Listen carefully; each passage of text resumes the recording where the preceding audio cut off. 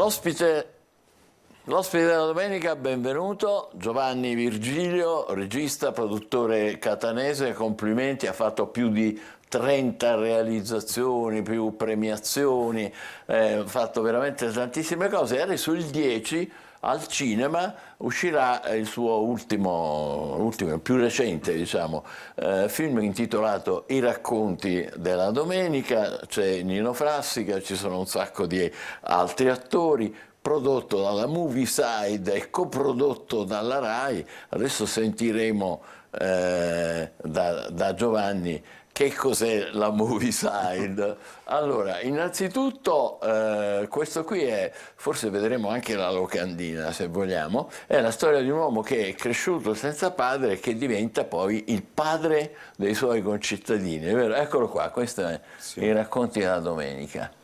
Allora, dopo che l'abbiamo visto, che qua stanno scrivendo, rientriamo in studio e Giovanni ci dice qualche parola sul film e poi vediamo il trailer. Il film è un film nato in casa. Io dico sempre, chi di voi, di noi, la domenica sta seduto a un tavolo con i genitori, con i parenti e racconta sempre la stessa storia. Magari certe volte uno non vuole scontentare l'altro parente facendo finta di non ricordarsi, che non la conosce. Allora, ecco perché la domenica, no? Perché la domenica seduti ecco. sempre intorno a questa tavola si raccontava le gesta di questo signore ed ha detto perché non ne facciamo un film che è una storia vera, è una storia tutta siciliana.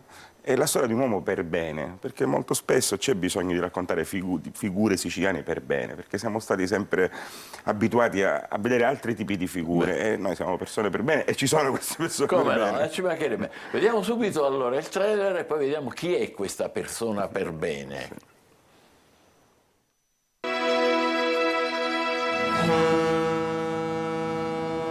Il tuo maestro dice che devi continuare gli studi. Lì starai bene, imparerai buono l'italiano e ti farai uomo. Tu che sei? Francesco Giuffrida? Mi manca mio fratello e mio padre. Tu a tuo Peppino non lo devi toccare. Me lo dovevi immaginare che eri tu.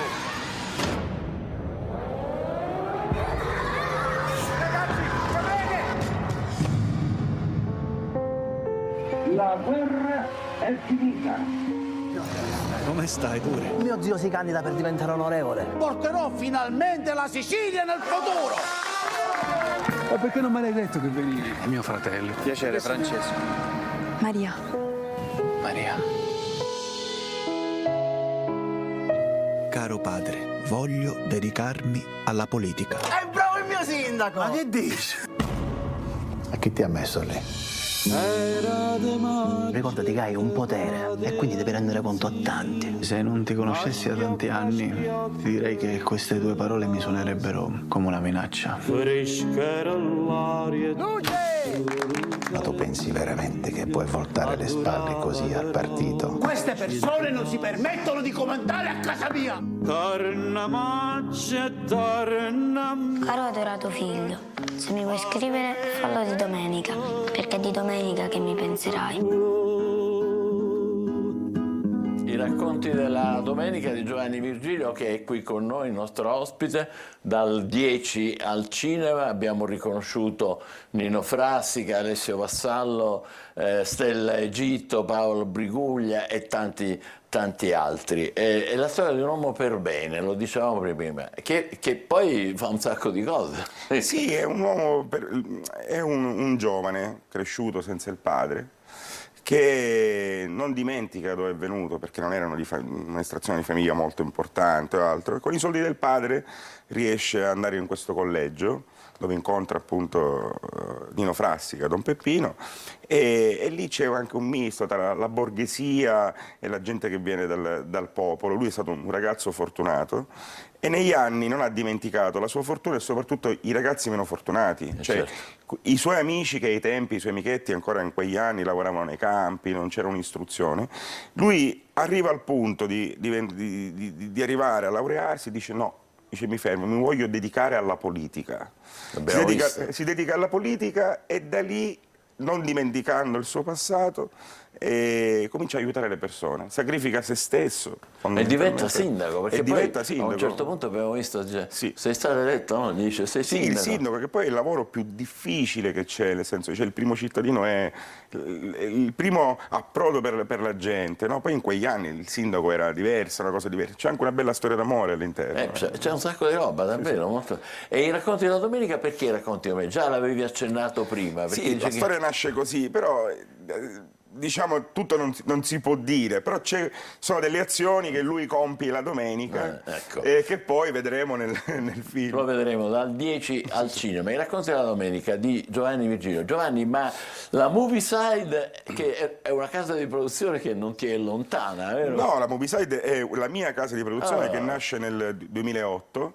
Io ho fatto tanti sacrifici per i miei sogni, cioè, ho sempre pensato che l'arte fosse il veicolo migliore, mentre i miei coetanei cercavano altre sistemazioni, io voglio fare il cinema, l'arte. Tu sei catanese? Sì, sono catanese, ho detto, beh, apro una casa di produzione contro tutti, no? Cioè, voglio dire, non è una cosa facile spiegare. Ma un momento, l'hai pensato dopo essere andato un po' in giro, però sei stato a Roma? Io sono stato a Roma, ma tutto nasce nei villaggi, perché molti di noi sono passati nei villaggi turistici, quindi lì io pensavo di voler fare l'attore prima, poi ho visto che non era roba per me, allora mi dedico all'arte in un altro modo, quindi vado a Roma, mi diplomo con Enzo Carinei, che è scomparso anche da poco, grande maestro, e da lì un giorno da studente finisco a Bologna e la prima cosa che si fa nel cinema di solito è stai a bloccare il traffico, portare i panini. Cominciai a portare i panini su un set e lì mi sono innamorato si comincia così, ma no? sì, ma quasi tra virgolette scherzando, quasi lo schiavismo, diciamo. Ma ne hai conosciuti di colleghi importanti? Sì, io ho conosciuto Haber, ma noi eravamo una piccola un gruppo di ragazzi, da dove lì poi è uscito fuori Michele D'Attanasio, 2 volte Davide Donatello per la fotografia in Italia. Eravamo un gruppo di giovani che volevamo fare il cinema. E da lì piano piano è nata questa cosa. E poi però ritorno a Catania. Poi ritorno a casa perché le radici sono sempre quelle che sono, poi il rapporto di noi siciliani, questo amore e odio con questa terra che ci attira e ci distrugge. È una cosa assurda, torno qui. Beh, nel tuo caso altro che... comincio a fare un po' con tante difficoltà, un po' con difficoltà, ma alla fine umilmente ci stiamo riuscendo piano piano. Complimenti, davvero, anche perché questo film poi è coprodotto con Rai Cinema. È coprodotto con Rai Cinema, finanziato dal Ministero dei Beni Culturali, un film di interesse culturale finanziato dal Ministero, un film supportato anche dalla Regione Siciliana, insomma per me sono tutte delle medagliette, perché negli anni fai i bandi, non li prendi e poi dopo arrivi lì, è molto carina. Fai bene a dirlo. Noi adesso ci vediamo un pezzetto di invece My Name is Sid, sì. Che è un corto, che è tanto uno spin-off, che insomma è un pezzo, diciamo, da una saga che è una cosa che interessa, che è di Lucio Ortino e Ottavio Cappellani. Adesso lo vediamo così tu poi ci dici bene che cosa abbiamo visto. Una volta, quando c'era un fetoso, si scannava subito, ma ora sono tutti fetosi, li dovremmo ammazzare a tutti.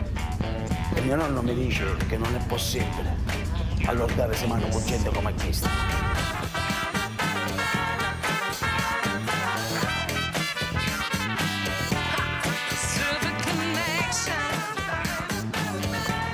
Sebastiano compra i diritti dei tuoi film e li proietta nei suoi cinema.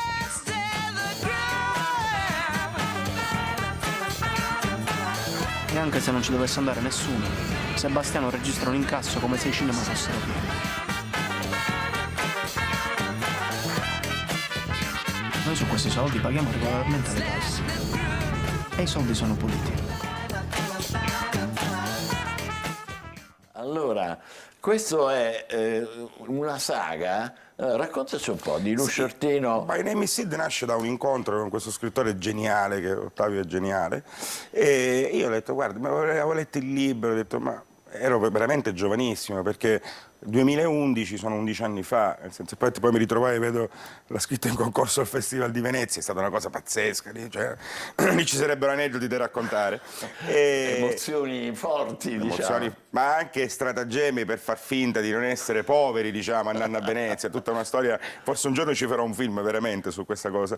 E niente, nasce da questo incontro, io ho letto il libro, ho pregato Ottavio di scrivermi questo piccolo soggetto e ne nasce My Name is Sid. Da lì si va a Venezia, dove ho avuto un incontro speciale, perché credo ne parleremo del secondo cortometraggio, credo. Che è La bugia bianca? No, poi c'è un cortometraggio dove si chiama Damiano, dove lì incontrai Damiano Russo, che è un attore purtroppo che è scomparso, e poi feci il secondo corto, e un successo enorme, 140 festival nel mondo, era La mafia vista agli occhi di un bambino. Fantastico. Poi qualcuno ha avuto l'idea, magari dopo ha fatto magari un film, e da lì Venezia è stato il sogno di tutti. Io provo a ritornarci ogni anno, ma ancora non siamo riusciti. E dopo però hai fatto La bugia bianca nel 2014, che è il tuo esordio come regista. Quello è il mio esordio come lungometraggio, sì, e lì sempre la mia curiosità, io sono stato sempre un curioso. Quell'anno ricorreva l'anno del ventennale dalla fine della guerra in Bosnia, e conobbi Enisa Bukvic, che era ai tempi, non so se tuttora lo era, la presidente per la comunità bosniaca italiana, e mi raccontò una storia, e io dissi: ma raccontiamola da un altro punto di vista, cioè raccontiamo la storia dal punto di vista di queste ragazze. Proviamo a vedere il trailer e poi ci dici qual è questa storia che ti hanno raccontato. Vorrei bene dire la verità, tesoro.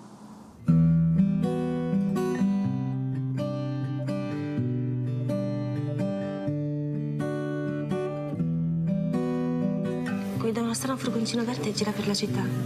È già la seconda volta che lo vedo oggi, voi no? È una scuola di musica, ci insegna un mio amico. Con la voce stanca. E se sei così fortunata ad avere un sogno, devi essere altrettanto determinata da raggiungere. Credo che dobbiamo pensare di cambiare insegnante. Da recitare. Incontra all'università in occasione dell'anniversario dello scoppio della guerra. Non capisco perché vai lì a perdere tempo con queste cose. Tu tratti Veronica come se fosse una bambina, ma non lo è. E dici che tutto torna a posto, torna presto. Dici che tutto andrà sempre per il meglio. Ma il fatto che io sia serbo e che anche i miei genitori lo siano non ci rende responsabili di quelle cose. So che mi può aiutare, andrò da lui anche tutti i giorni se necessario. Dimmi che tutto andrà sempre per il meglio.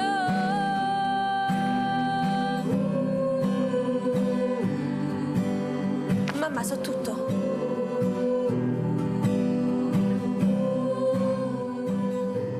Se non sai mentire, non sai amare. Giovanni Virgilio è qui, è l'ospite della domenica, e adesso ti dicevo, queste sono atmosfere completamente diverse, non c'entra più la Sicilia, no, ma sono altre cose anche drammatiche. E poi purtroppo, infatti ho un po' cioè mi è venuta un po' un magone, nel senso, perché se guardiamo quello che sta accadendo adesso, no? Lì si parlava della Bosnia, dei serbi, no? Oggi siamo in un panorama storico-politico che è molto simile tra gli ucraini e i russi, cioè i percorsi, i ricorsi storici che uno non vorrebbe più vedere. Io li ho raccontati in un altro modo, in un'altra nazione, vicina anche alla loro, non è molto lontana. Quindi non l'Ucraina, ma stiamo parlando della Bosnia. Sì, però dico, se oggi ci facciamo caso, erano due nazioni che litigavano, perché lì, in questo film, la ragazza era bosniaca e lui era serbo. Quindi negli anni 90 sappiamo che quello che è accaduto. Da questa... E quindi lì raccontiamo la storia di queste ragazze che venivano adottate dalle madri che erano state stuprate dai militari serbi, e molte altre famiglie le adottavano, e dopo 20 anni riscoprivano che quelle non erano le loro vere mamme.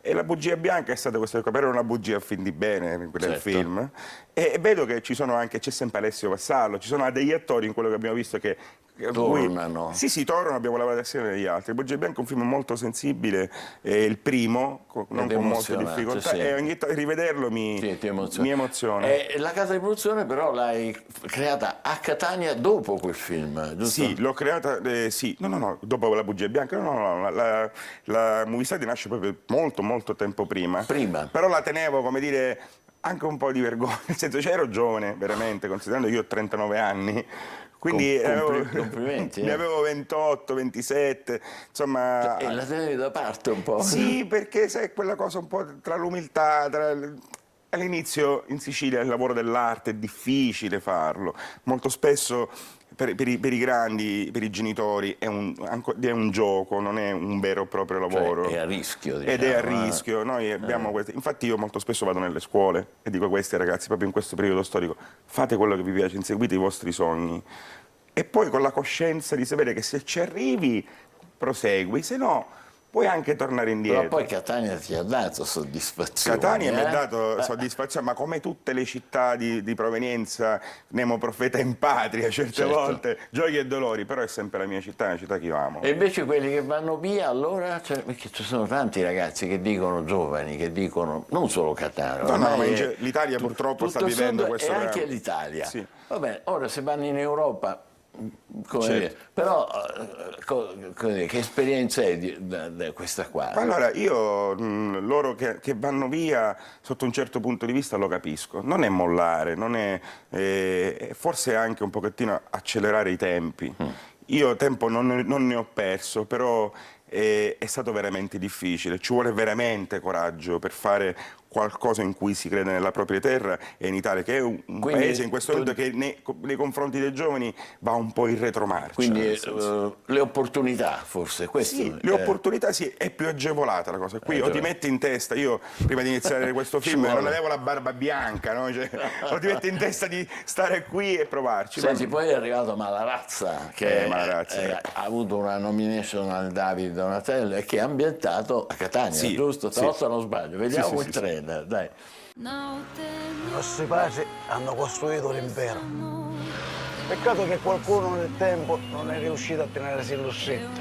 Tu sei Malarazza. Un rispetto è la prima cosa, la prima. In questo quartiere più ci resti, più ti mangia. Carusi, ma ci stiamo fanno qua? Ma quindi, ma io non me ne voglio andare da qui. Ma perché? E non lo vuoi vedere il mondo? Ti fai un viaggio con tua madre e poi magari ritorni. Ambientato a Catania, abbiamo detto. Sì, Malarazza è proprio Catania, cioè lì abbiamo voluto raccontare le periferie, le nostre periferie. Due periferie abbiamo voluto raccontare, perché noi siamo una di quelle poche città in Italia dove ha la periferia nella periferia. La prima periferia che tutti conosciamo, che poi per me non è periferia ma è Catania, a differenza dei loro abitanti che spesso e volentieri dicono andiamo a Catania, ma sono 6 chilometri, è Librino. Librino, certo. La seconda periferia, che è la periferia delle periferie, è San Berillo, che è al centro del cuore pulsante della nostra città. Il tempo che tu attraversi una strada e vai verso Piazza di Pietro Massimo, abbiamo un altro quartiere che poi è il quartiere del Bell'Antonio, il quartiere Luci Rosse più conosciuto in Europa, e lì abbiamo voluto raccontare le periferie, il disagio di questi giovani che spesso e volentieri si sentono distanti dalla città. È un luogo non luogo, attraverso gli occhi di questo ragazzino che ha una madre invece che lo vuole crescere senza seguire le orme del padre, che è questo Tommasino Malarazza, che è David Coco, con queste 1000 difficoltà. Malarazza è stato un film... Ti ha dato soddisfazioni? Mi ha dato soddisfazioni enormi. David Donatello nomination. Sì, ma enormi. Malarazza è un film dal quale io non riesco ancora a staccarmi, lo ammetto. Abbiamo fatto una proiezione quest'estate, mettendo un piccolo post su Facebook, 200 persone, cioè, sono passati 4 anni.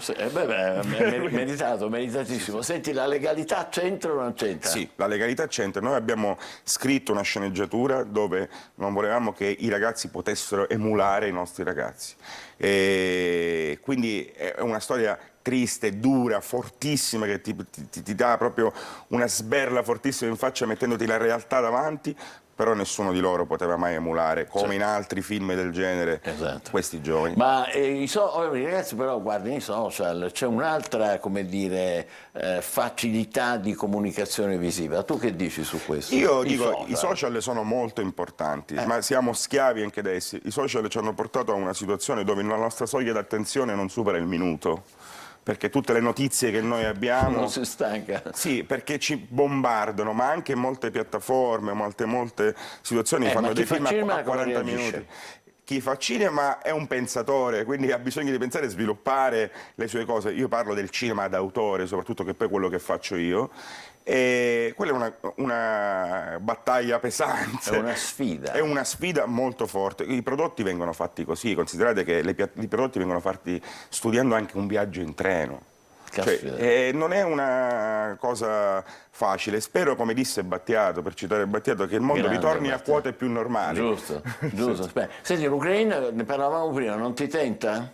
No, in questo momento non mi tenta, perché deve finire tutto per capire realmente. Io sono un pensatore, qualcuno che vuole vedere il dopo, la vuole studiare la storia. La storia del momento ci insegna che spesso e volentieri è sbagliata, sia da una parte che dall'altra. Nel momento in cui tu hai tutti i fatti, li puoi studiare, puoi decidere cosa raccontare.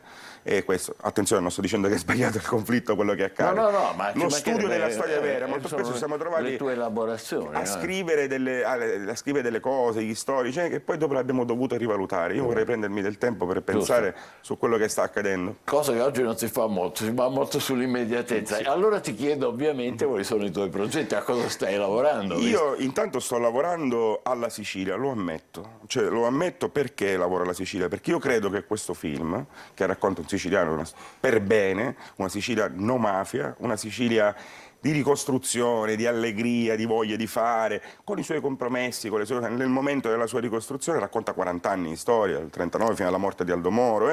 Impegnativo, sì, forse si può fare una serie che sia nostra. Quindi, quindi da lì potrebbe nascere una serie? Il mio... dai racconti della domenica. Sì. Il mio cuore vorrebbe fare questo, ma dipende non solo da me e dal film, dipende dai siciliani, perché nella vita, pur una cosa molto triste, contano i numeri.